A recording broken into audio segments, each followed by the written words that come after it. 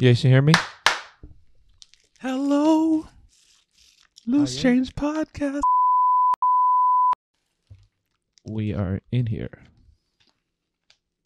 Actually, let's just keep going.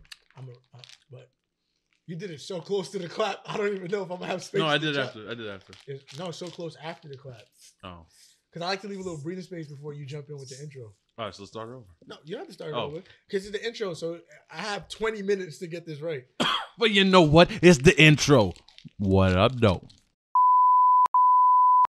Welcome to Loose Change Podcast, home. Woo! I know we took a little bit of a hiatus, but we back like we never left. Got some technical issues, but we're back. Basically, they both trying to tell you that I messed this up. I ain't saying crap. I'm not It's pointing a truth, fingers. though. It's a truth, though. Not pointing fingers. I am. It's this guy's fault. Nah, man. But we got y'all this week. We got a treat for y'all this week. We got y'all to make up for last week. Okay?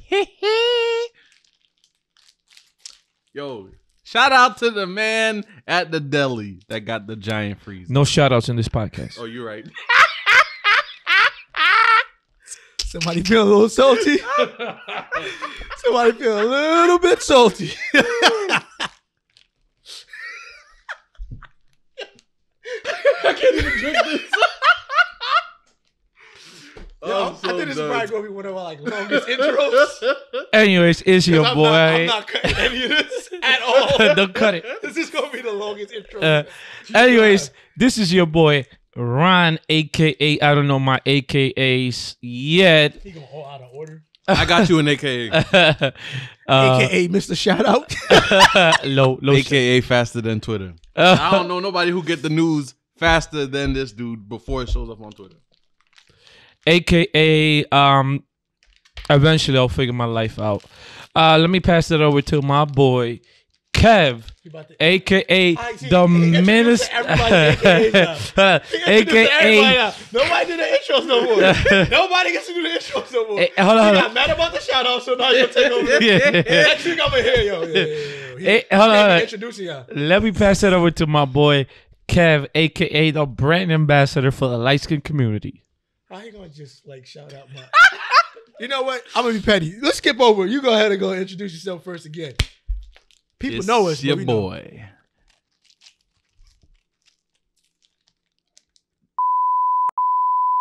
Dang, I forgot what I was gonna say. Yo, this is gonna be the longest. Yo, this is so terrible. D losing his memory just like everybody in my family. Oh, I hope they're not watching this. They're gonna see Dwayne and go, "Oh, okay. Who are you again?" Your family that petty. Yeah, they are. Oh, thank you for tuning in. This is Kev, your boy, aka your favorite MC, aka your auntie's favorite Andre, aka president of the Light Skin Committee, aka Smooth Talker, aka damn, I want your baby. You know what I'm saying? I'm not looking at him. Why you not looking at me? No, I'm good. You know this is the voice I used to woo you.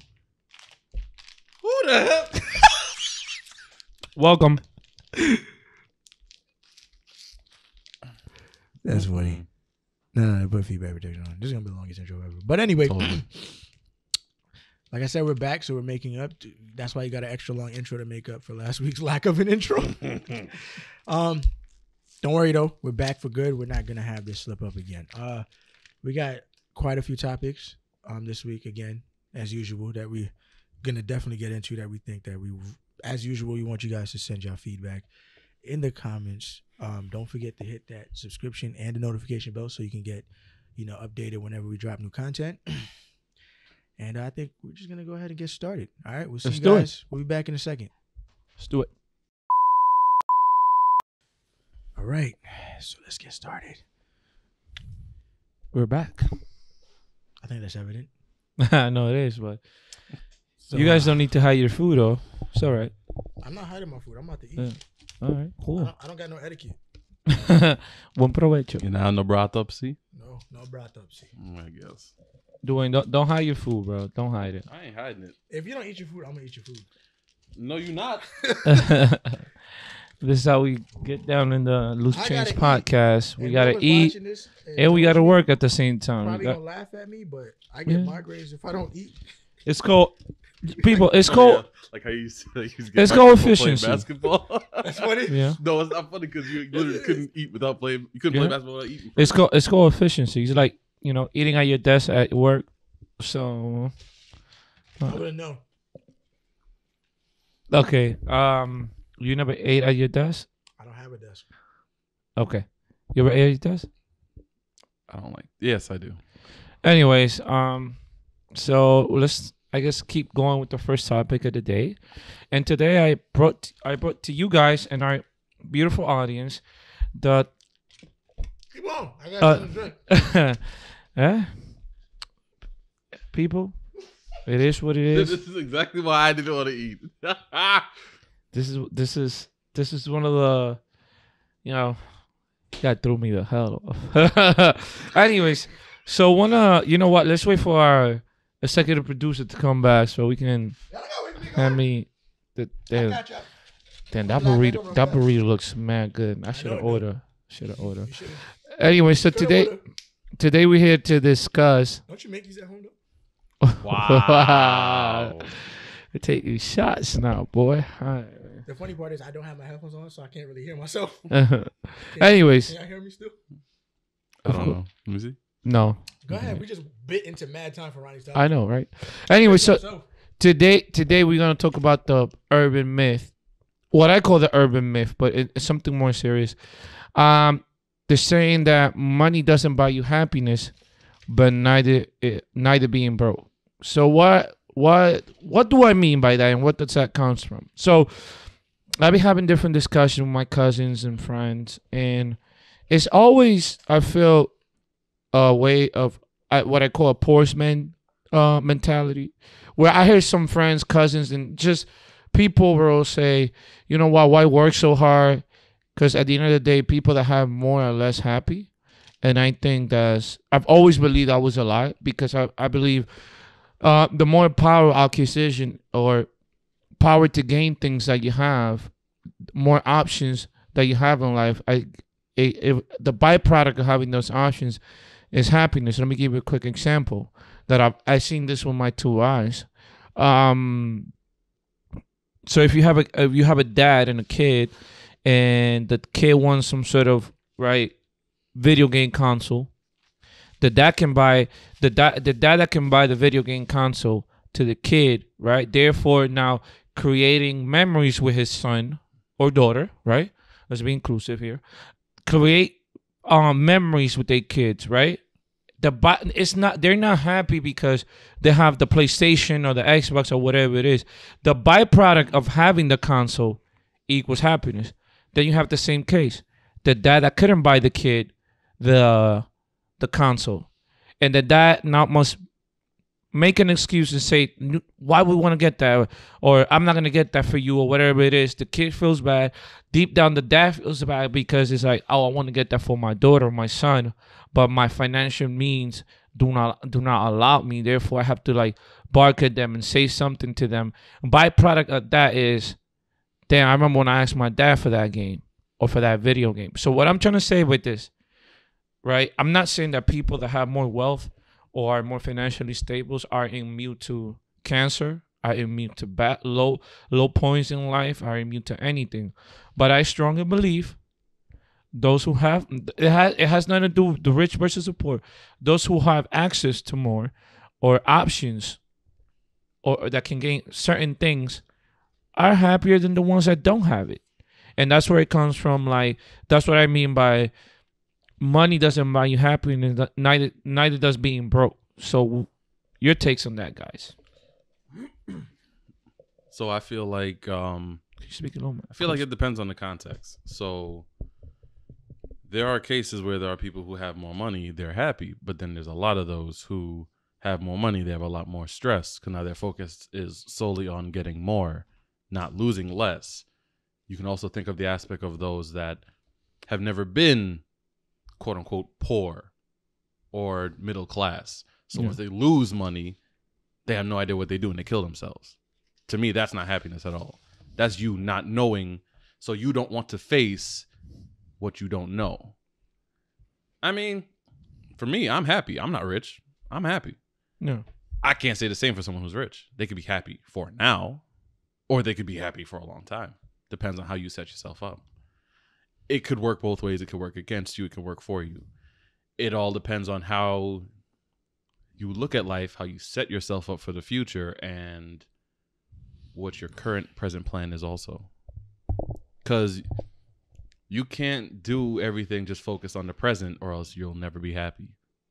Yeah. Because with the present, you're always going to be focused on what I got to do now to hope that I can make it to the end of today, go tomorrow again, and you focus on the same thing. You Day can by never day. be happy because you have no time to be happy because you're too focused on what's going on right now. Yeah. But, I mean, But go ahead. do some of us have the luxury to, like you said, to think? Because you say if you're focused on the now, right? But what if the circumstances that since you don't like those options, right? You don't like that. You lack the option of having time to think. What if you don't because of the financial constraints? It depends because you probably put yourself in a situation. Whether it be, so let's say, for example, I didn't pay attention in school, so I ended up, whether it be not going to college or I chose a major I thought was for me, and then you switched out and you did something else and you just figured, it's not for me. You put yourself in a situation. Or it could be a situation where someone unfortunately got pregnant too early. Now your focus, no matter what, is on your kids. But that's kind of thinking in the forward, in the thinking towards the future. That's not necessarily towards the now, but you're kind of mixing now with future also. It could go into a whole bunch of different scenarios. Some of it could be forced onto you, whether it be a parent left and now it's just circumstances you can't control. Right. Yeah. So it all depends on your situation and how you can kind of grasp and get a hold onto it and kind of try and make it so that it's you making the most out of the situation, not the situation taking you on. You just got to live with it. Your thoughts, Kevin? I think that saying is irrelevant. Only because I feel like happiness is relative completely. Right. So it doesn't have to do with money. It doesn't have to do with the ability to buy certain things. Because the father that bought the video game, that's not necessarily happiness. That kid might want the video game because that's the only thing that can console them because the parent isn't giving them attention. So he has the money to buy him the game because it substitutes him have to actually spend time with him. No, but I'm saying, what if the byproduct of that is them creating time for themselves? But how are they creating time for themselves? I'm talking about, let's be realistic in this day and age. Video games aren't meant to be played anymore. People don't go to each other's cribs like that and play video games like that. Parents don't play that much with their parents. Video games. The dad who has the money, but I mean, there are rare cases, but like I said, it's subjective because that's not the complete reason why parents buy video games for the most part. You're talking about an exception compared to a rule. Yeah, but let's keep it here. All right, I put the game myself. The reason I say relative is because that kid, I grew up where I wasn't rich. I wasn't poor either. Like, my mom worked hard all my life, right? Same here. So I did have the fortunate ability to have video games and things of that nature, but the things that made me happy had nothing to do with the video games. It was when my mom, my brother would be at home, or everybody's in her bed just watching a movie. Yeah, TV, bonding, hanging out. But you guys have a TV, right? Yeah, but see, now you're bringing it down to like gutter poor situation. And even then, no, I'm not. I've no, because when you say you have a TV, right? Like, create memories. Only people that don't have TVs at this point are people who choose not to have TVs and people who are like living on the streets, right? For the most part, because at this time, in this day and age, like, if you have an apartment, 9 times out of 10, it could be a crappy TV, but it's still 9 times out of 10 gonna be a TV in there. That's what I'm trying to say. Like, you're pushing it kind of to the extremes on both sides when there's a lot of gray. Like, that statement pushes two extremes into a thing, and there's a lot more. There's a lot more in between that needs to be talked about when it comes to happiness, and that's why I think it's relative. Because, like I was saying, I knew kids growing up that I went to school with. They didn't really have anything, but you could tell they were happy. Like, the kid had a joyous spirit. Because it depends on the person. That's why it's relative. Some people, like for me, the way my mom raised me, I'm content with the basic essentials. Like anything but that's past you. that, but that's what I'm trying to say. It's relative. Yeah. It's not about money. It's not about, because look, I'm in an apartment. Like I have my own apartment. I'm married. I have a daughter. Yeah. I can afford to go and buy my own things if I want to or when I want to, but it's not necessity. So like in my head, happiness for me is like moments, time spent, and things of that nature. You don't need money. Yeah, there we go. But that's the thing. You did a great point. You made a great point. Your necessities are met, but what happens in cases where the basic necessities and needs are not met? Like, can you be fully happy, struggling like hell in misery? My mom raised 4 kids on her own. Kev, we're talking about general. No, but I'm trying to like one person, one paycheck, raising 4 kids. Yeah, right. That's going to be like there were times where it was struggling, but I'll never say, because the thing is, people like to pitch the whole thing like as if like they were sleeping on the floor. Yeah. And I'm telling you, people struggle, but when it comes down to it, in those moments, that's where I found out what I was made of, right? Because my mom, like I'm telling you right now, my mom went through extreme lengths to make sure we never had to need anything. Right, but that doesn't mean you're not struggling as a kid at times, because there's other departments where you struggle and stuff like that, and you get clowned for certain things. Yeah, I was the one getting clowned, so I understand. It was rough, but it wasn't. I didn't have the Nikes and the Jordans. I had Shaqs, bro. I went to school bragging about Shaqs because I was wearing 4 stripes before that, and they weren't Skechers. No brands. I had Shaqs too. I had no brands Payless. Bro, I slept outside of Payless for midnight releases. I used to get raffle tickets for my Shaqs. Yeah, yo. That's deep. That's deep. I never heard of Payless doing that. But listen here. All right. I was putting the console thing as an example. I grew up with a mom too that worked. Parents who worked their butt off to give me a better life. I didn't grow up rich. I'm not assuming none of us did. But even if we have certain options that even people that went to school with us didn't have those options. And that's what I'm saying.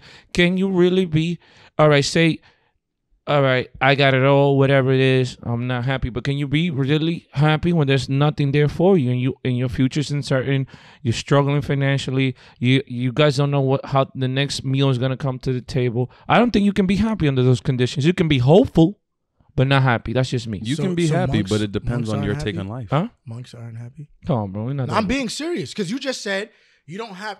These guys don't have no money. It's not like they're balling in. That's a religion, though. It's still a state of still mind. A lifestyle That's what too. happiness is. That happiness they chose. is a lifestyle. Happiness is a lifestyle, a state of mind, right? Because what is the But concept? you did not choose No to need struggle for in the want. hood, though.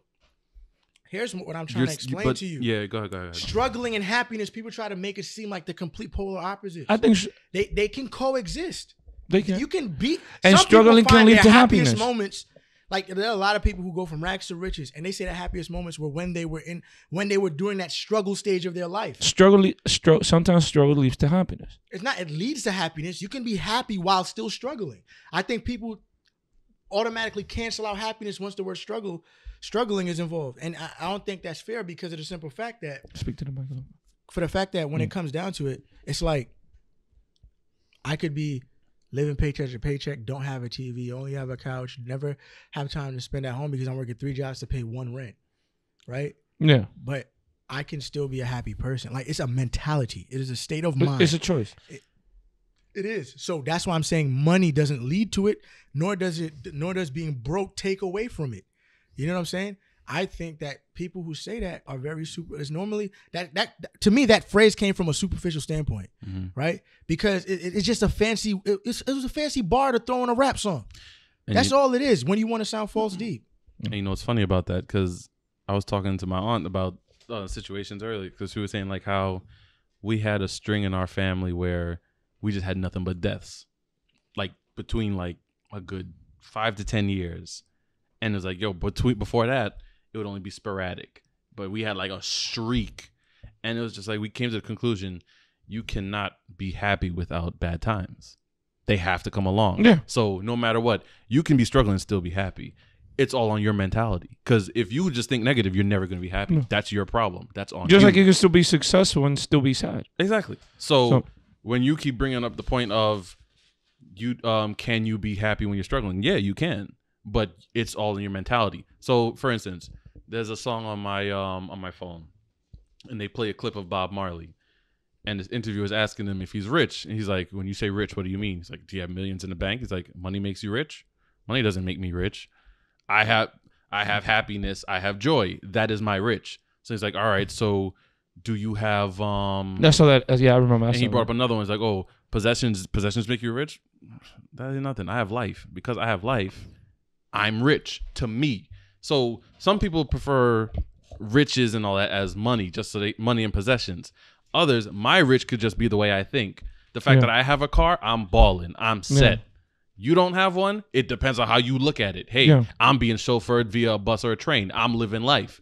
Different ways on how you look. It's all about your mentality, how you look at things. I know what you're saying, because there's a guy, you know, maybe taking the train, he's happy or whatever it is. Right. And the guy in the Mercedes-Benz, he might be even sleeping in the Mercedes-Benz and he don't feel happy. Look at it. You're paying a mortgage for a car. Yeah. Or I could just pay like $3 and get to wherever I want. And we still get to the same place. But you who order in the car, now you got to pay for insurance. You got to pay for parking. You got to pay for this and all that. I just got to take a train and I can. And we still get to the same place. Yeah, I get it. It's all in your mentality. Well, to me, it's always been a iffy topic. I will always say, just for my own, this is just my way of thinking. Shout out Drink Champs. No shout outs. No shout outs here, man. Always I say I'm an exec producer. I can shout out whoever the hell I want. Anyways, on my end, I will always think those who have access to more options in life will be a little bit more happy to those that don't. That's just my opinion. So that's how I leave it. Let me flip it to you real quick. What about the struggle do you feel? What about the struggle makes you feel like you cannot have happiness when you're struggling? Not necessarily when you're struggling, because even in my struggles, I found moments of joy and happiness. Well, what do you mean options? Let's get that out there. Yes, just get by options. Maybe not. You don't have the financial means to get options to get better health treatment. Maybe you've been struggling with some certain health issues, and because you don't have that financial backing, you cannot get that option to the, you know, whatever it is you want to deal with. Therefore, that illness or that thing that you're going through, it's not fully making you depressed or anything, but then you'll be like, damn, I wish if I had this. You know, you wish if I had this, I'll do this. You see, and that's where it becomes very tricky, right? Because now that's where the relativeness comes in.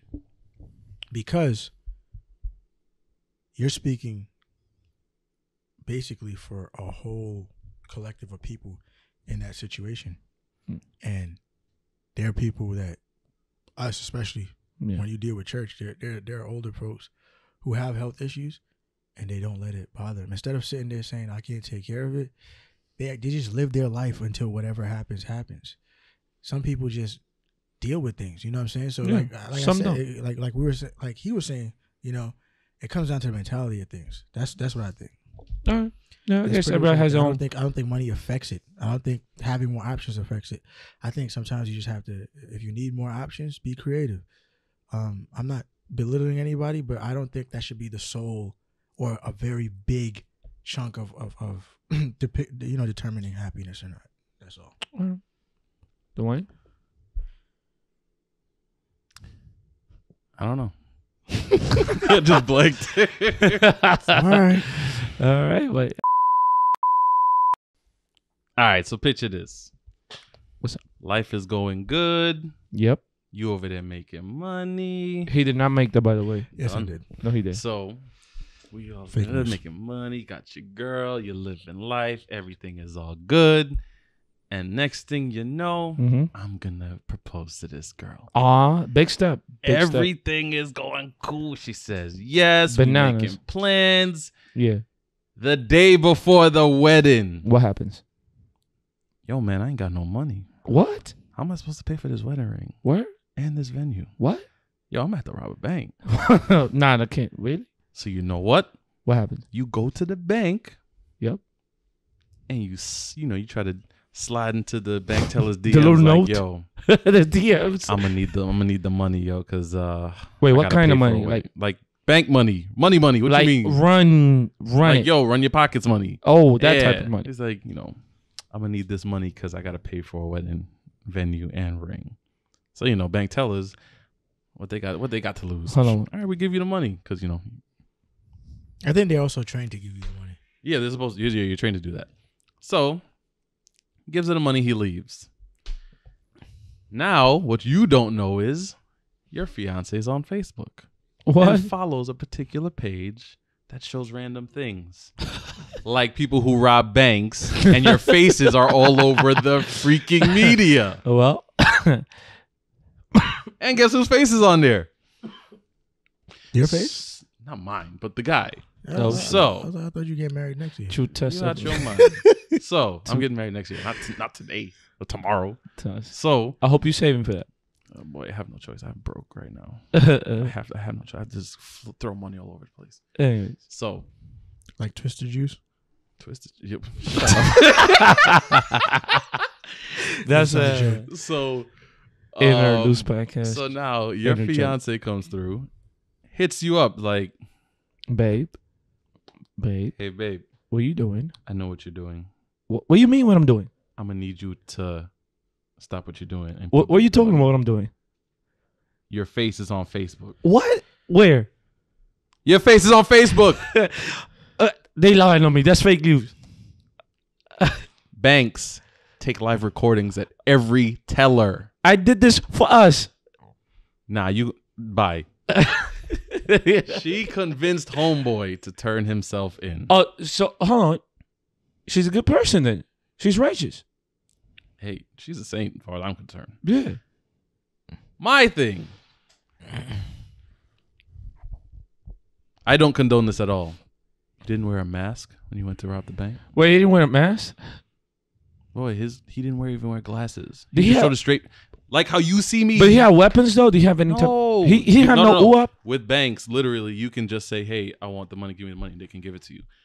But if you're dumb enough to show your face, it only takes but 5 minutes to figure out who you are. I don't think that would work out in Washington Heights. He'll beat your ass. So your boy decides, all right, I'm going to turn myself in. My question, you telling me you couldn't talk to your girl and be like, look, we're going to have to push back this date because I ain't putting no money down on no ring or venue? Love makes you do crazy things. Boy, yeah. I ain't that crazy. I mean, you said he couldn't wear a mask. He waited till the day before his wedding to go ahead. Clearly, he's not good at planning. Okay. And wait, wait.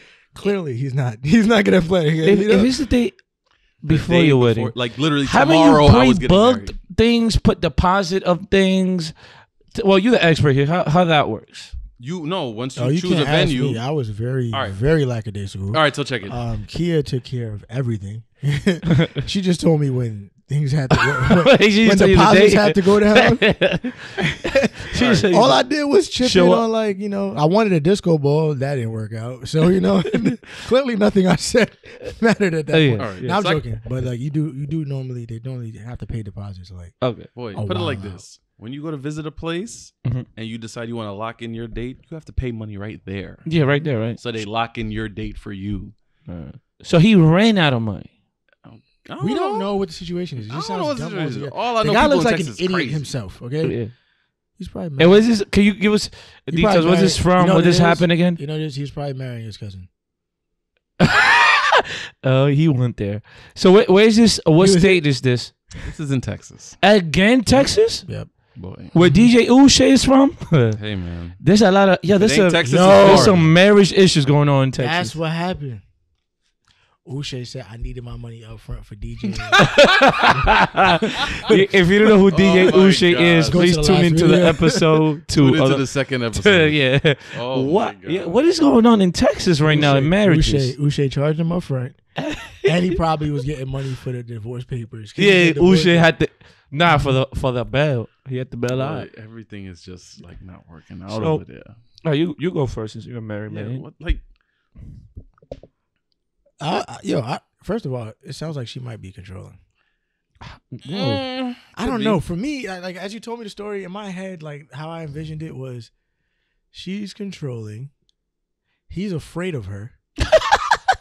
No, seriously. No, that's a real thing. And he lied to her about the ring. He lied to her about things being paid. He probably got them to like thing, and they were like, "Yo, but you have to pay the day of the wedding or before the wedding, or ain't nothing happening." And he's afraid of her, and he went ahead and did this because he's more afraid of her than he's more afraid of her than going to jail. You know, that's what I think. I think that's the case. Wow. But you telling me you can't talk to her at all? Just like, look, we gonna have to postpone this. Afraid. Like, you ever seen those relationships where dudes are afraid? Did you not see him? He doesn't even look like. So are you saying this is like Tina beating up on Ike? Nah, never that. Ike had a mean right hook. Yeah, I whooped her ass a couple times. I no. Ike fought her like he was fighting Holyfield. Yeah. Tina's not swinging on Ike that way. I'm talking about. Let me see. I'm talking about Oprah beating. What's his name again? Left Eye and the football player. Andre Rison. Yeah. No, but he wasn't afraid of her. That was his. That was his fuck. Okay. His mess up. Okay, he was not afraid of Left Eye. But yes, Left Eye going up again. No, but I don't even think it's a feel like that. Like, I've seen so many times in my experience couples where I was watching TV the other day, and we was watching one of these the house shows, and like you and your wife were watching the show, or and I was yelling at the TV like I was watching like. Did she choose the show, or you did? I watch Home Network as well. I like fixing up houses and stuff like that. What are you trying to say? I'm just saying, trying to see who made the choice. You see how childish it is when you live in a third world borough called the Bronx. Oh my God! Here we go. Don't worry. All you have is Telemundo and channels 1 through 11. 12. And if 12. No, and if we got 12. And if you got 50 cents extra a month, you get News 12, the Bronx. Yo, all my Bronx people, all my Bronx people of Fordham on rewind the whole time. At least we have Fordham. You guys in Brooklyn have Knickerbocker. We have Brooklyn Bridge. We have the Promenade. We have white people have Brooklyn Bridge. Actually, no. Gentrification. Which means that's what? malls. Huh? That's malls. First of all, let's get something straight. If you're talking about right under the Brooklyn Bridge as far as residential, there's Black, Hispanic, and a lot of businesses. You don't even live in Brooklyn. Well, how do you know? I used to live in Brooklyn. When you were like, what, 4? 9. Biggie was still alive when you were in Brooklyn, right? Anyway, like I was saying. Anyway, let's not veer off. I was saying. Shout out to the Bronx. I'm trying to collect my. Okay, yeah. We were watching it, and Shorty was so controlling. She wanted to have 100% of the say not work, right? And she wanted. Here's one of the big things. She wanted. This is a hypothesis. Sure, no, this is what she said she wanted. Like on the show, when these realtors take them to homes. Oh, the show that you're watching, not the Texas. They show them or whatever, and then make decisions based on stuff. She wanted something close to the shops because she wants to be able to shop whenever she wants. It has to be on homeboy's income. Oh, and then like he wants like a big thing, and she knows I want this, and it's just like. You're not paying any bill. Like that's what you call you toxic. Don't tell me. I was like, yo, I couldn't do that. I could not do that. You're not going to tell me I'm going to work. You're going to stay at home and not do a damn thing. And then you're going to go ahead and tell me, well, I want to be closer to the store. So you're spending my money because you're not bringing any income. I can't have, she doesn't want him to have this or that. And, we're going to get him. I was like, yo, situations like that. Is what makes me think of this. That's what I call toxic femininity. No, the dude just kept giving in to whatever she wanted, and it was just like he has no balls. It's not about having balls. Yes, it is. No, it's not. Keeping pimping. I don't think. See, now that's ignorant because I think that you're. I'm trolling. No, he's not. I'm joking. Yo, I was joking. No, he wasn't. I was. No, he wasn't. You're gonna have the feminazis after me. I would see feminazis. You see what I'm talking about? Like it's not helping your case. But I think that's a toxic mindset simply because of the fact that I don't think that wanting to make somebody else happy has to do with your balls. Now, when she comes in and like controls every aspect of your life, slaps the dog. See, but even then, that doesn't make any sense because. You fight a girl, you lose. Yeah. Right? You don't fight a girl, you lose. So that doesn't work either. But in this, based on what I saw. Worse from a married man. And the way she was like upset, you talking about what works for us don't work for the rest of the world. Trust me. Exactly. Because everybody be like, we got to ask Key. Nobody asks Key for permission for nothing. Key don't ask me for permission for nothing. We do our own thing and choose to spend most of our time together. But anyway, that's besides the point. Yeah. This dude looks like he's like the type, like he's afraid of her Because if you look at both of them, they look like from two different worlds, and he feels like she's too good for him, and he went through all of this because the day before your wedding, like, where are you gonna buy a ring at the day before your wedding? All right. Here, I wonder if he even knows her ring size. I'm pretty sure he does. He looks like a procrastinator. No, I ain't. You ain't got no argument all right, there. so I'll get a little serious here. What about if this is a dude who has low self-esteem issues, who finally thought, "Hey, I found the one, and I must do, and I must go above and beyond for this woman. I don't want to lose this woman. I want to make her happy to the extreme that I'm willing to reach my freedom. I love this woman so much." Like there are men out there that, I don't know if you've seen them, but I know a couple that when they fall in love, they become a different person than when you knew them. They're willing to do things that they were not even raised that way. You know what I'm trying to say? What if this man said, "I love this woman so much"? Somebody specific right now. Not me. I am not. I feel like he got like an image of somebody he knows in his head right now. That sounded way too specific. No. Y'all both looking at me like, hey, no. Because he said No they shots. start doing things they were not raised to do. Like, Look, I'm just saying. I'm pretty like. He lost a friend. He lost a friend. He lost a friend. Oh, man. Like, Shout out to the friend. we do not do shout outs here. Anyways, no, all jokes aside, what if this man was willing to go to the extreme? What if she didn't even? Because all right, what she told him? Look, I think this is wrong. You should turn yourself in. What if he was the one? Because you know some guys be doing extra. No. Because on the other flip side of that coin, it could be the controlling aspect again, where she's like, "You just embarrassed the shit out of me, okay? You better take your ass to jail and deal with that, because I don't know what the hell you think you were doing going in there." I was trying to get you a ring. Nah, see, but what you said about his whole character breakdown, like indefinite, you got a lot of what ifs today, son. He's breaking down a lot of like stereotypical, hypothetical characters for these to fit the narrative that you want to put across. No. Yes, you are. I'm just telling really you, objective. What here. if he has low self-esteem? He No. wears red socks on Mondays and he doesn't like to go to sleep on the warm side of the bed. No, it needs to be on the because cold what- side of the hold on, bed, hold on, and the hold window on. has to be closed It exactly has to 3 be. inches from. Hold on. It has to be a guy with low self-esteem and low and like. No, it does not. Why you're willing? Idiocracy has nothing to do with esteem. Dude, This is dumb. Texas is crazy with the laws. You're willing to risk 20 years in prison? I'm going to tell you what I tell Shanice all the time. I don't make excuses for people to do stupid things. If you're stupid, you're stupid. I'm not making up an excuse for why, if you were so in love with her that you didn't decide to make monthly payments. Because they give you a deadline. Hey, I'm not if you're going to giving make him- payments, every 4 months, every 3 months. But you can pull out 2 days before the day before you your pull out, wedding. but then you have to find a new place. I never pull out. You're annoying. Well, I guess that's evident. I have a child. I'm not even looking at it. yeah, I'm not, like, Yeah, like, this just threw it off completely. Anyways, I think this man, he's stupid, but man. I think he man. did it purely out of love. Plural. Purely out of love. I didn't say Plural. I did not say plural. This man. This man. Oh yeah, I said it. Man. Plural man. versus Yo, versus do not edit this out. versus singular. Do not edit this out. How much time we got left? Why would I? We got time. Yeah, we got time. Okay. Let's see. We got time on the world. This man. This man.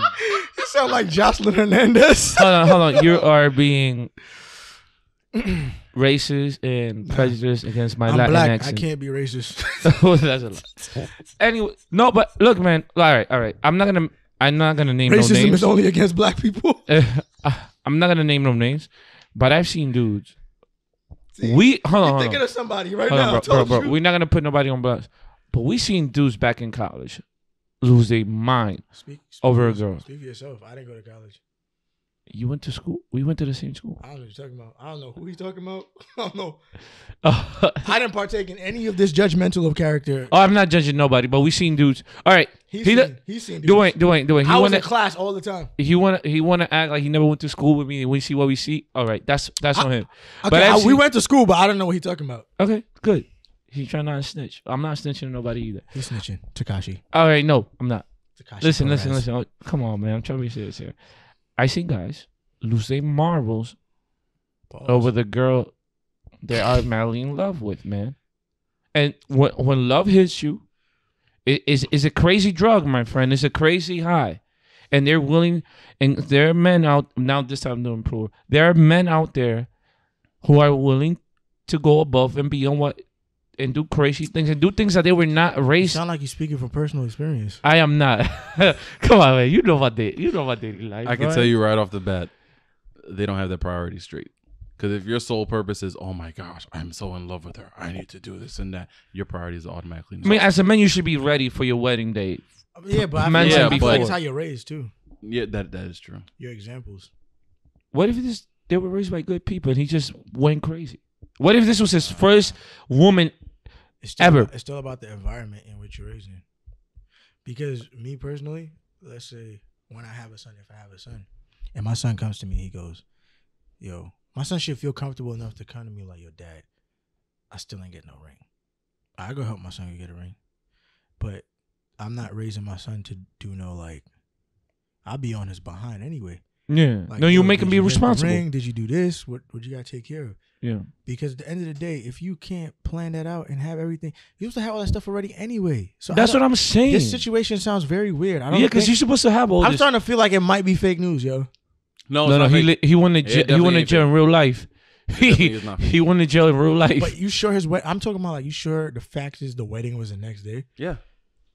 That's what's the crazy part. Did he rob the place that same day? He robbed the day before the wedding, and he was going to send the money to a venue and wherever to buy a ring. See, that's what it is. He ran out of money. No. Yeah.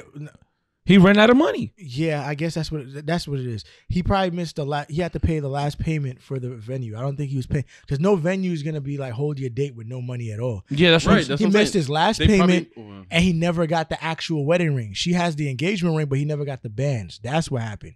He was supposed to take care of the bands. He knows he's married. No, I'm just saying, like, you're supposed to pay. No venue's holding on. That's what I'm saying. There's got to be some sort of deposit. I don't even think he ran out of money. He never had the money. He probably maxed out mad stuff. I'm being so serious. Squandered it all. He probably tried to upkeep this whole big thing, and that's what happened. Because that don't make any sense. Moral of the story: if you can't afford to get married, don't go to even that. Talk to someone. Talk to your soon-to-be wife. If she's the one, she would be like, "Honey, look, I understand you've done so much. We can push it back 3 more months until we figure it out." Bro, Kia, like, we got engaged in 2015. We were supposed to get married 2 years after that, or a year after that. I didn't have to come talk to her. She's the one that came to me and was like, "Yo, we're pushing this back." She's like, "Right now, I don't think we're comfortable financially." She was like, "We're pushing this back," and that's what happened. You know what I'm saying? It's just about it's why you getting married that matters more. So, like, if you're getting married for something different, then that's why you're not gonna feel comfortable. Yeah, but it's all about communication. You got to be able to talk to the person that you're with, or else nothing's going to work. And if your broke ass stay out of weddings. Back with your auntie's favorite entree. Light skin ambassador. Please don't interrupt my interruption. So, now time for the main event. What we've all been waiting for. Ronnie to speak clear English for 2... No, I'm joking. Wow. You see these guys? This is bullying. This is legit bullying. Wow. Yeah, only into a punk. Anyway, so it's funny because I guess that's a topic you could bring up in this topic. I wanted to talk about mental wellness, right? Because I was actually watching the interview with Wale, one of my favorite artists, and he just dropped a project Friday, right? And in the interview, he was talking about. Yeah, it's fire too. I'm gonna have to catch on as usual. So I gotta listen to it. It's called Wow, That's Crazy, right? So what happened was, as he's talking, it was a Breakfast Club. He said something that really, like, I've been trying to say this whole time in my head, And he said it and it made complete sense. And I don't know why I didn't think of it that simple. He made a comment about everybody talking about mental health. He doesn't like the term mental health, right? He likes to say mental wellness, sorry. Because, and I agree with him because I've been saying this for a while. I feel like everybody's tossing everything into mental health. Like, it's like, yo, I had a bad day today. I just stepped on a thumbtack and I'm upset. Mental health, like, you know what I'm saying? Like, oh my gosh, I'm about to play my first basketball game in front of people. Anxiety, like, you know what I'm saying? Like, could be. No, I'm saying, like, yo, there's a difference between having butterflies before. Trust me, I know butterflies before a game and having actual anxiety, right? Trust me, I know. Actual anxiety is like, I've had an anxiety attack before. I never thought I could have an anxiety attack because I normally like. I'm the type of person, everything is normally Gucci for me all the time. I didn't have an anxiety attack until, you know what I'm saying? It's like I had a lot on my head at one moment and I kept brushing it off. But it's a big concern.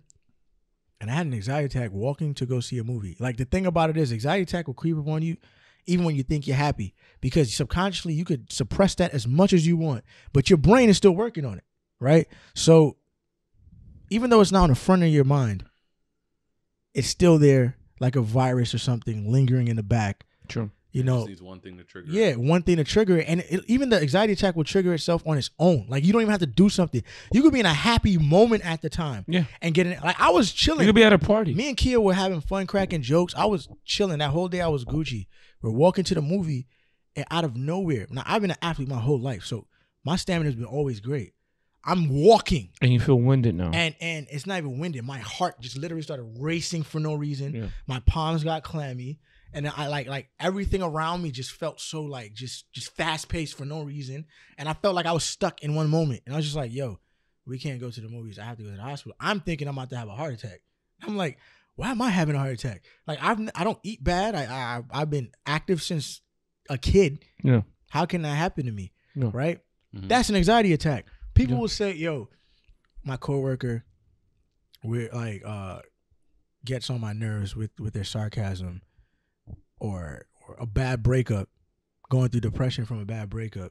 I'm not belittling, depending on the extremes. Yes, it can be, you know, something that's serious, and then it can be just like, yo, like, I just feel like overall everything nowadays we're tossing everything out of context into the mental health thing. It's all inclusive, and it's not right because it's a bunch of not serious stuff that people use to label mental health, and it's not cool. You know what I'm saying? Because there are people out there with bipolar disorder, with anxiety issues, with the schizophrenia and all these other things where you don't have actual complete control over your own mind, right. and other things like body dysmorphia or things of that nature, things where like your perception of reality is offset all the time. It goes back and forth, and sometimes it's good, sometimes it's bad.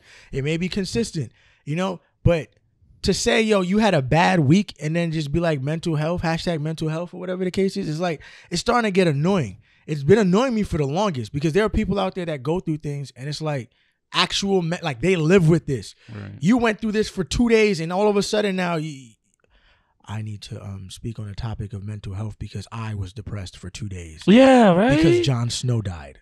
Yeah. That irks me. It really bothers me because I have friends, I have had family members who I had to deal with that. And it's like, why do you think it's funny? I even worked at a place where I heard these guys talking about it, right? I'm not going to name the job. It's the last job I worked at. And these guys were talking about it. And they were talking about somebody that they knew that thing. And they both just like, kind of brushed it off and like laughed about a little bit about what it was. Like they were kind of like going in between serious and laughing about it. And I was just like, that's not funny at all. The fact that you can wake up one morning sometimes and not be yourself or not even know what the hell you're doing, or because it was somebody who was bipolar, and it was just like, I was like, yo, that thing is serious. That's insensitive. It's because it's serious. Like it is. You can go regular and then have a complete breakdown and go just buy a whole store for no reason. And then next thing you know, you're fine. And then the next thing you know, you're like found in a ditch somewhere. Then the next thing you know, it's weird, son. It's very is like how it is. Is the it thing. Some people just want to jump on the wave. No, I'm not being sensitive. Nah, that's true. Dwayne. That's true. Yeah, because I've definitely encountered someone who did have bipolar disorder, and like one time I was actually just driving her and her mom. Like I picked them up somewhere. I think it was from like the Bronx or something, and she was talking to my friend at the time, and she was just like, "You don't even notice. Like she's spaced out right now." I'm like, "What do you mean?" I looked to my side. She literally just like didn't hear a word her mom just said for like a good minute, and she's like, "Hey," he goes, "Huh? What happened?" I was like, "Yo, she really just didn't hear anything you just said," and it's like it's a terrifying thing to have to live with, let alone see, because you don't know what's up. So like I could talk to that person for like a good 10 minutes or an hour talking about, yo, we about to do this tomorrow, I was like, all right, I'll talk to you later. And you won't hear from this person for weeks. Yeah. And they'd be like, yo, what's up? Like, yeah, I've been dealing with it right now. Like I haven't been myself. And it's like, you don't know.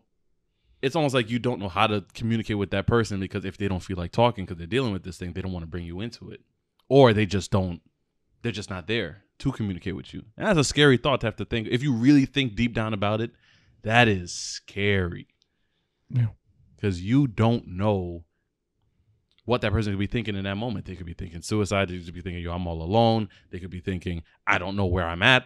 It could be a mind racing and mind blowing thing that they're going through. And people just don't know. And they want to just, like you said, ride the wave. And it's like, oh, yeah, this is the cool thing to do. It's kind of like taking duck face selfies. They're just doing it just because, it's like, cool like thing. these rappers who are promoting And this then shit.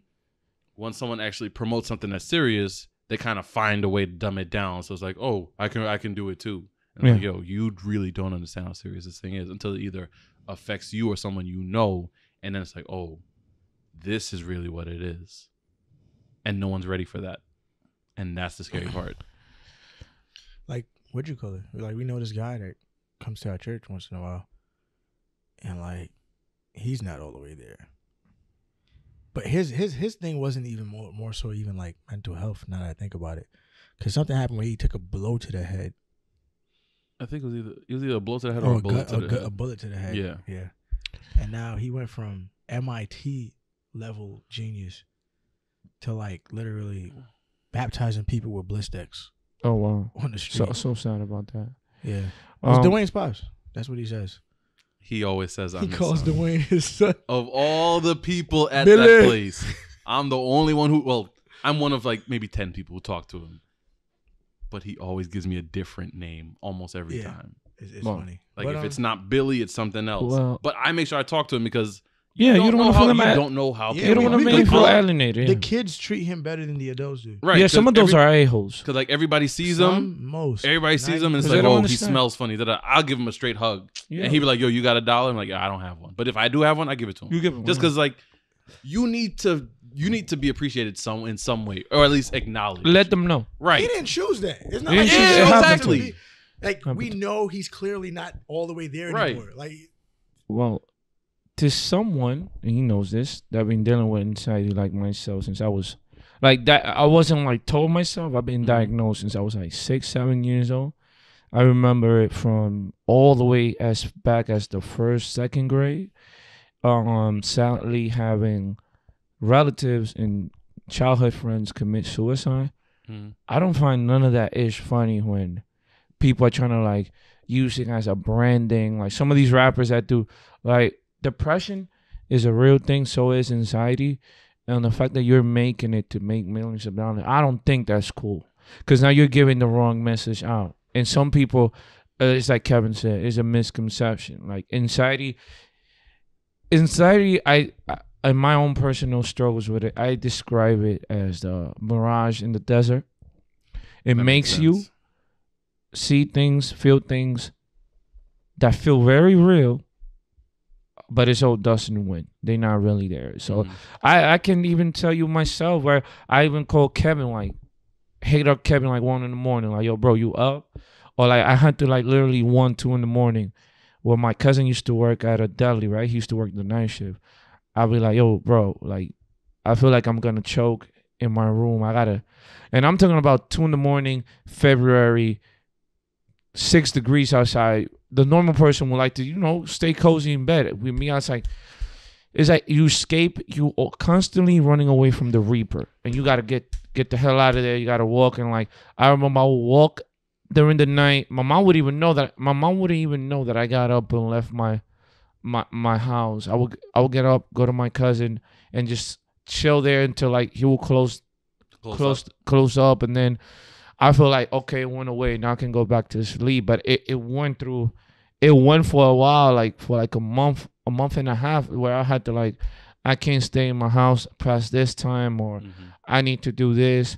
Eventually, to those who are struggling with it, there are different ways. Sadly, some people are so scared of therapy. Whoever is there listening to this, trust me, go to therapy. You're not crazy. Don't believe the stigmas that, especially in our community. And as soon as the moment you say therapy, they think, oh, that boy on the meds, that boy cuckoo. It's not about that. I think it's because people ignorantly it's super ignorant about a therapist and a psychologist. Yeah, that's what I think the issue comes in. Yeah, I think people mistake and group them all together, not realizing that therapy and a psychologist, the psychiatrist are two different. Yeah, two different things. And like I did therapy. I don't gotta hide about it. But I also found got into activities that they byproducts make me feel good. So like there was a stretch where I was into MMA and doing jiu-jitsu. For those 2 years straight, not once did I get anxiety, But then again, hurt my back on that stuff. So I had to have like a little relapse. But then, like going through salsa to salsa classes, dancing, exercising has made me, and then throughout the years, you know how to manage it better. Sadly, some people need the Xanax, some people need the pills, but I've been fortunate enough that I have learned to manage it, and I have learned to identify, okay, I'm having anxiety right now. I know how to disengage right now. So now let me ask you this question. When you say you did dancing and like the MMA as like a means to deal with it, was that from the aspect of you being able to tone it down, or is that a means of preventing it from happening, or did it just take your mind away from the panic attacks? All three. Okay. Toning it down, managing it, and literally taking off my mind. So now, was those options that you chose to do, was that something that was brought on by the person that you spoke to as a way to get away from it, or was that something that you just thought on your own, like I could do this to kind of help me get away? Both, because when I used to go then therapy, but that was the advice. Get into activities and sit there and like think about some activities you really outside of work, your profession, because we all have a profession, right? But outside of that, like hobbies, things that you bring you happiness.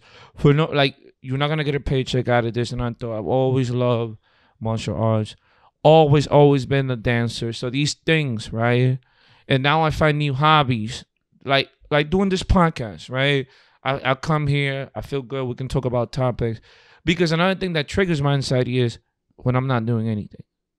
The moment I got to get up at 5, I got to be at work, I got to be in the gym, then I got to be at a salsa social because I go to salsa socials. I'm good. The moment I'm home thinking and have space and time to think, I'll start thinking, oh crap, I'm 27, I haven't accomplished this. It's also me being a goal-driven person and I also have to learn to manage expectations. So it's like your mind's steady racing. Yeah.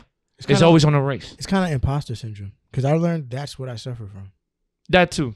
Imposter feeling syndrome fake is like when you feel like a fraud, right? So like you feel like I'm not as good as everybody else. I'm trash. Yeah. I don't deserve. I went through that. I don't deserve to be here. How am I doing here? In this area, why do I have these things? Why am I so everybody's gonna find out that I'm a fraud. Yeah. And then like that's it. You know what I'm saying? So it's even though that's not necessarily the case. That's not necessarily the case. But it's just how you think. But when you suffer from it, you have to consistently keep reminding yourself. Okay. Like you don't understand how many times, like when it came to like designing things, or like when I was in school, I got so much praise for like my skill and ability, and I would sit there like I hate my work the most. Yeah. Like if you sat down and you like went through, most people when artists pass away, they have so much artwork they leave behind. God forbid I was supposed to die today, you wouldn't have enough to even put into a book, because I would rip everything out, and I never kept my artwork. It is not till now that I became so. I learned what it is and why I'm like that. That I literally have to make a mental note every day to remind myself, like, no, like you are good. Yeah. You want to be. You might want to be better, but you are good, because it's like no matter. I don't see the progress that I make. I never see it. All I see is the lack of difference of getting even better. So it's like, you know when you see yourself in the mirror every day, you don't notice the difference, you gotta push until you look back at a picture of yourself from a while ago. Right. That's and you exactly be like, what damn. it is. You keep looking. I don't notice the progress. I don't know that I'm getting better. To me, I look the same. Same here. My skills have been the same. I've not grown in any way as far as any. Yeah, I was about to go through one of those coming here, because tomorrow I am turning 28, and I was about to go, yo, I'm 28. I'm still, and look, I'm gonna be open in this podcast. 28, I'm still living with moms. It starts like that for me, at least. Oh my God, what? I'm programming, but I'm not programming at the level that I want to code. But then again, I learned how to manage it. I learned to like, hold on, stay back. 3 years ago, you couldn't code the way you coding now, which is 100 times much better. Okay. I had to step back. You overcame this. You overcame that. And another thing, I studied the winners. Start studying the winners, like at the elite level at everything. And all the things they have in common was that self-belief. Not cockiness. Not like they don't walk in like with their chest up. Yo, you what about? But I also had to start practicing self-belief and not lying to myself, but be like, yo, bro, you got the skills. Relax. You'll come from. So it went from like, it was like, yo, you trash. I don't know this. How am I gonna build? To like, yo, bro, it's part of the process. I have to remind him sometimes. Like, and even if somebody's telling you, you're not believing them. To you, you think they're telling you that because they feel like they have to tell you that. Yeah. It's almost like you think they're telling you, calm down, relax. It's not that serious. Okay. When that normally agitates it even more. Yeah. Right. When that's when I learned when I would speak to him, like, yo, I kind of guide him through like, yo, your progress so he can see it himself. Like, yo, remember last year you said you couldn't do this. Yeah. A week later, bang, you knocked something out 10 times harder than what you said you couldn't do the week before. Yeah. So it's like, you have to like, somebody a lot of times has to show you like, yo, you remember you were here. You came here. You know, because even with me, like, I still deal with it today. Like just last week I was like, yo, bro, like, I'm about to put Kennedy into daycare, and it's like get back to work, and it's like I have all these things that I want to do, but like, am I an imposter? Yeah. Like, am I a fraud? And I'm sitting here wondering, like, nah, man, but I couldn't have gotten this far without. But then it's like I tried to like coach myself back, but all I need is 5 minutes to myself and one thing to go wrong, and my brain immediately starts going. Like when the audio thing got messed up, I had to. Yo, these guys can vouch. I had a big. Hold on for 2 seconds. Okay. The audio. Yeah, so I had a freak out, bro. Like I was freaking out because in my head it's like I finally got something I'm doing consistently, like, right? Because this podcast, just like you said, for me was like kind of like a very good outlet for myself, right? Because now it's something I know. Because for me, I noticed in my life when I look back, I do best when I set my mind on something and set myself with like a consistent pattern. Like for me, patterns are big. Yeah. So when it came down to this, it's like, boom, we met pretty much consistently for a whole 2 months, right? And then I put out the first episode. Okay, cool. Because remember I said, yo, I'm not letting, because Ronnie wasn't able to make it. And I was like, but that's it. If we don't do it now, I felt like sometimes I have to push myself into a situation where I have no choice now. But to do it, right? but to go, yeah. So when you do it, it's like now you have to do the next one to be consistent. So I was like, boom, second episode comes. Okay, boom. Now I'm like, okay, third. Because by the time we're shooting the third, I got into this like different atmosphere of like relief. Because it's like, yo, once I can get, because for me, everything affects everything in my life, right? Right. So if I have something I'm doing consistently, it's weird how my mind works, but it triggers consistency in other areas. So I know if I have this going and I'm being consistent and I'm giving it what I need to give it, then boom, I can channel that same energy here as well, and I can divide it. Because you're looking on something. Because everything feeds off of each other for me, right? Okay. So this was also a relief for me mentally, right? Because we got to sit up here and just chat with y'all and be able to put it out to the world for other people to see. Yeah. And when I'm like, okay, 1 week, okay, 2 weeks, because on YouTube, everybody knows the big thing is, or any platform, the consistency is key to success. Yeah. And I want this to be successful. Yeah. So in my head, it's like, how could this happen of all ways? Because remember, it took us, you guys don't know this, but it took us about an hour just to get, audio wasn't working. It was a hard day that day. Wasn't it like 2 hours? Yeah, it felt like more 2 hours. It was more like 2 hours. Okay. And we finally get it up there. We had a great one for y'all. Don't worry, we're going to definitely take care of that. But as I'm editing it, boom, everything's gone, right? And I was just like, I freaked out the next day. Like I was having literally an anxiety attack and a meltdown. Like I'm not afraid to say this. Like I literally broke down and started like, it wasn't even a cry. It was just like screams, like out of frustration. Yeah. You know? Because we put in so much work and thought and passion. It's like you want to be consistent, and it's like the curveballs. What is it called? Murphy's Law? Like everything that can go wrong will go wrong. That's exactly what happened. Yeah. And that set me into like this crazy like emotional tycoon that whole day. And two things saved me. When Kia got home, right? Because it's when I actually broke down. I stayed fine with Kennedy all day, just tried to ignore the feeling. Kia got home, and I just went in the room and just bugged out. And it's when you I was like, yo, the thing that got me the most is I lost some pictures of Kennedy. Mm-hmm. And then you started sending them to me, and then Kennedy came in the room because Kennedy got concerned. It's crazy how babies know. Like they what's going on, right? They don't even care about themselves anymore. Yeah. It's about whoever feels bad, right? So then she comes in and she starts rubbing on my face, right? So then I'm just like, wait, she does that? No, like if me and Kia, if she knows, she senses feelings very well, and then she tries to nurture.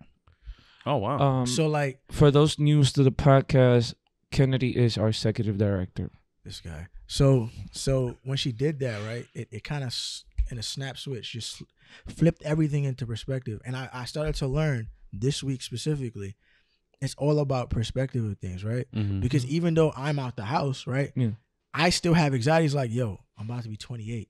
I've had a business I've been working on for so long and it's still not up yet, right? Mm-hmm. It's like, am I really as good as everybody says? And that's what kind of held me back on releasing projects that I've worked on before, because it's like nobody's gonna want to give a crap about my perspective or what I have to. But this, and that's funny because it goes back to this type of environment and platform with the response we're getting. It shows me how it's not as bad as we thought it was. No, it's not even about being bad. It's how messed up that frame of thought is, right? Because it's crazy. I never used to really have that thought, or this is what I'll say. I never understood I was thinking that way. Yeah. The whole time I'm just thinking like, yo, being your toughest critic leads to you releasing your best work. No, that's very toxic.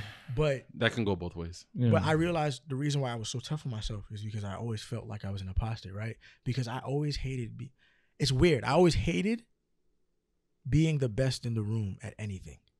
Okay. Because you always wanted like room for improvement. Or I don't know if I wanted room for improvement, but I always like, if everybody's on me about, yo, Kevin's the dope artist, da-da-da, I'm looking at this next dude over there. Like, everybody around me. That's not of hate. That's just like, yo, dude over there is dope. I got to get on dude level. That's what it is. Like, so I'm on one level with everybody. So I'm up here on this level at artistic skills, right? Then you have regular people who don't do art, and they're praising my skills. So, okay, you don't do art. So you're going to praise whatever same thing here with programming, who has a little bit more, right? Okay. And because of that, and me looking up at, yo, this dude up here is sick though. Like, y'all, okay, yeah, but do over there. His level though is crazy. Yeah. Like, how are you praising me? And this dude is over here killing this I learned that. I learned that myself. Not to even when dancing salsa or when I'm programming, I learned to like, yo, dude over there, dope. And instead of me being like, yo, I'm not as good as dude, like, let me maybe learn from him. And elevate my game to where my own game, could be up there or even better. But I used to do that too. And then I realized, homie been putting in the work longer than me. I gotta put in a little more work. I don't even look at it like that's how I look at it now. I look at it as like, just like, yo, there's somebody out there that's, because here's the thing, there's always going to be somebody out there that's better. Yeah. And you know why there's always gonna be somebody better out there than you? You came earlier than they did. And it sounds crazy, but if you think about it, they have more of a foundation to learn off of than you did. So they're gonna like look, generations now, like kids start off at a very like quick curve learning standpoint than we do. And it's like, it's hard. I'm not gonna lie to you. It is difficult, especially as a creative, because it's weird because in that environment, everyone's different. It's not even necessarily everybody's better, because I didn't learn till I got to college. There's no right way to draw and wrong way to draw. Same here, right? In terms of, it's just everybody has different styles. But when you're younger, they teach you. Yeah, it's got to be this style. If this cup doesn't look like the drawing, if it's the not drawing that don't look style, exactly like this cup, you're a failure. It sets us up for failure. And you know what's crazy? That's when I started to relax a little bit on the comparing myself to other artists and just looking at other artists. I'm like, yo, you know what? I don't need to try and master what you're doing. I can appreciate what you're doing and still do what I'm doing. I do what I do, and I can take what inspires me from your work and put it into mine. It's just, I don't know. It's a very and all these things, right, can trigger anxiety. And let's not even get into the social media stuff, because that's another anxiety trigger nowadays as well. But I also learned that God has a path for me, and whatever's meant to be for me, it will be on God's time, not mine. So I have no control of that. And I learned I have to learn to little by little enjoy the process. Trust me, I have my days like this morning when I started thinking of my 28th birthday tomorrow. But then I have, it is what it is. You know, it's funny how you just said that. You saying that just now goes back to the first topic. You can have happiness if you're struggling with something. You just showed that you can actually do that. When you were trying to force Dwayne with the lawyer you were just trying to say we can't do it, and you literally just showed that you can actually. Well, I have, because now I have the tools available. No, you were happy before that. You was happy before because that. I knew I practiced gratefulness too. I knew you before you started doing the salsa and started doing the MMA. Yeah, and you were the same way. You had your moments where it would like catch up to you and you would think, but you would always catch it. I just think what he's saying is correct though, because we used to be. Before all of the classes and all those and the therapy, we used to be downstairs cracking jokes, laughing for like an hour or 2 hours straight in between classes. Cracking jokes. But you know what I'm saying? So I that was a good point. That was definitely a good point to shut down your earlier statement. But anyway. Anyway, that's my stance on it. For me, I think it's like running a race. Like, yeah. When I was running track, totally. Because I grew up in Grenada running barefoot on grass. For track and field, like good old Caribbean kids, and I was the fastest kid in my class. I was one of the fastest kids in the whole school, and I was only in it's probably like second grade at the time. And one of the things that I learned, the first thing they tell you when you run track is never look back. Yeah, that's the worst thing you could do because it slows you down, right? No matter how fast you are, it always slows you down because you're turning your body a whole different exactly. direction. And the difference between me and the kids too.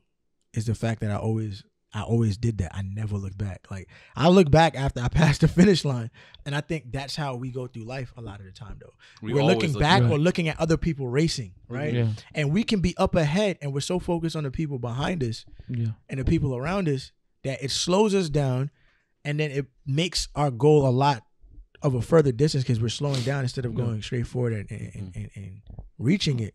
And I think that's how I like to visually sum it up. Is because I was so focused at one point and just looking at everybody else's at where they're at running their race.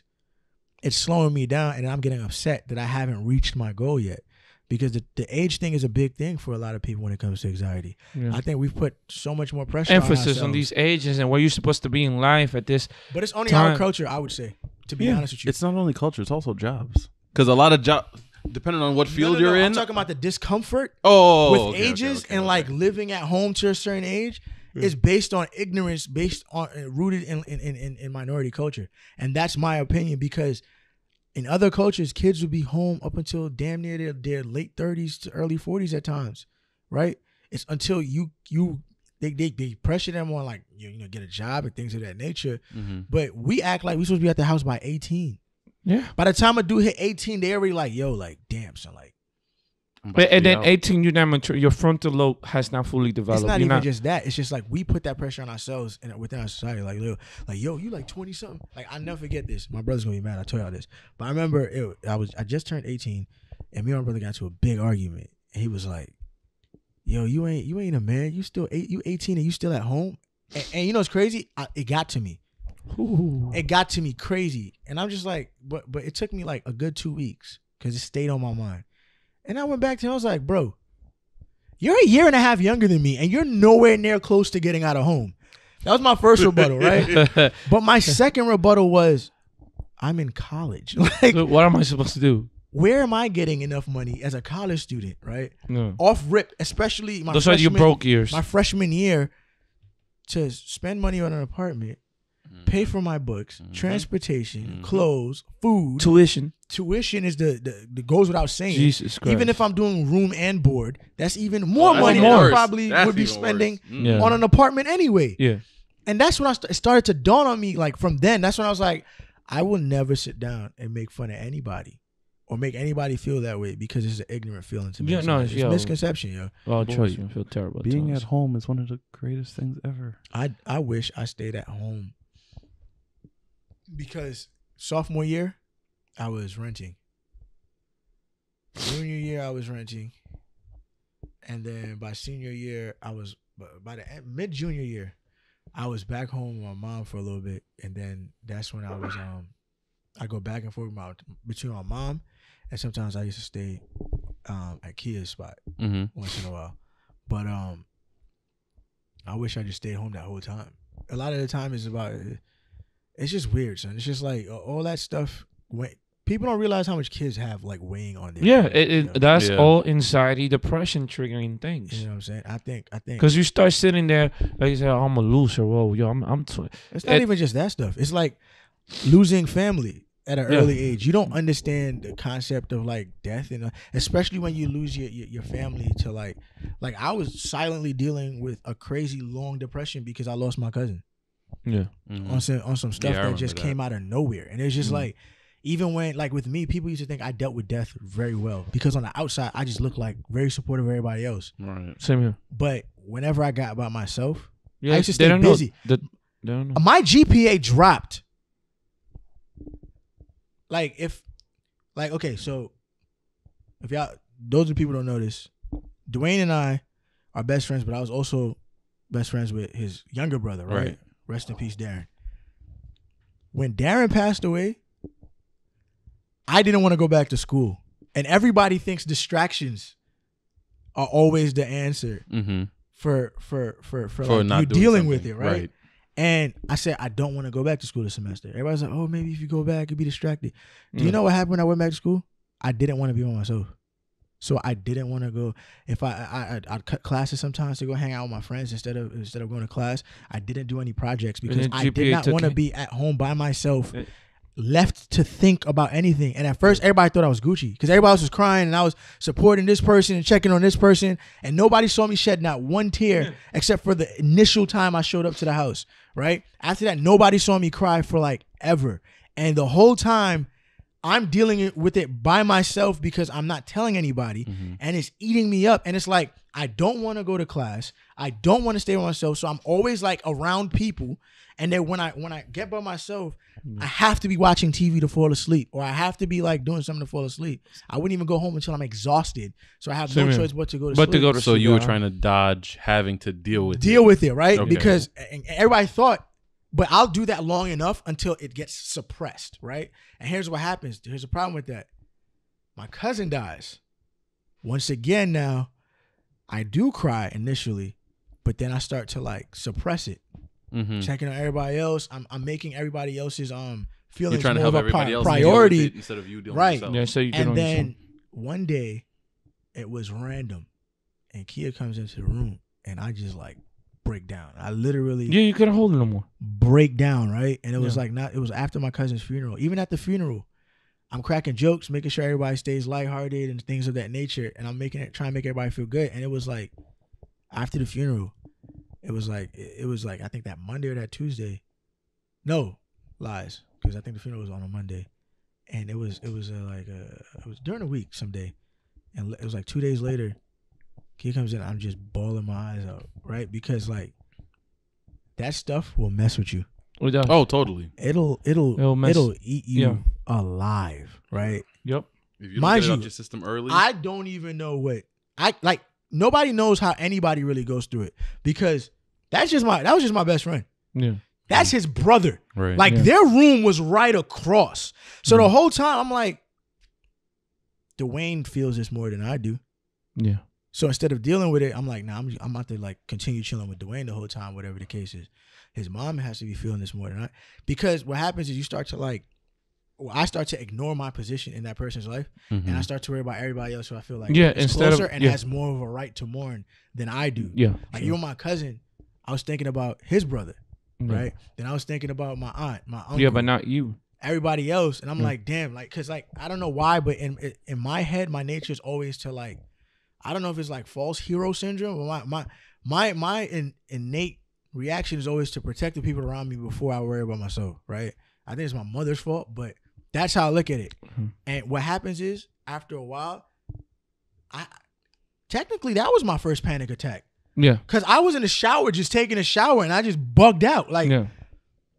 Like I we're humans, man, and we all have that tipped in scale when it comes to the emotions.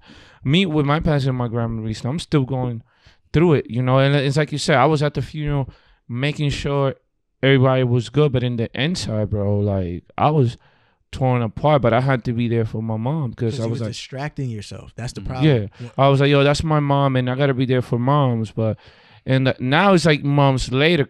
My birthday being tomorrow, I haven't stopped thinking about my grandma, and like I said, all those things will trigger the anxiety. So whoever's dealing with that, understand you're human, and we all go through it. Talk, when they say talk to somebody, it's not really it's not, do, and it doesn't mean go talk to like some like therapists. Yeah, even if you talk to your and be friends cautious sometimes. to put those things. I'm not telling nobody how to, but be very cautious to put it out on Twitter or on Instagram where people can actually use it to harm you or make you feel bad or make you feel guilty. Ask call somebody to meet man. you somewhere or whatever the case is. Like Ronnie Dwayne, though. And can call me at 2 a.m. and I'm gonna pick up. And for my guys out there, talk to the men. Nobody's that tough, bro. Let it go. You don't have to be the biggest macho man on earth to let your feelings. It doesn't make you less man.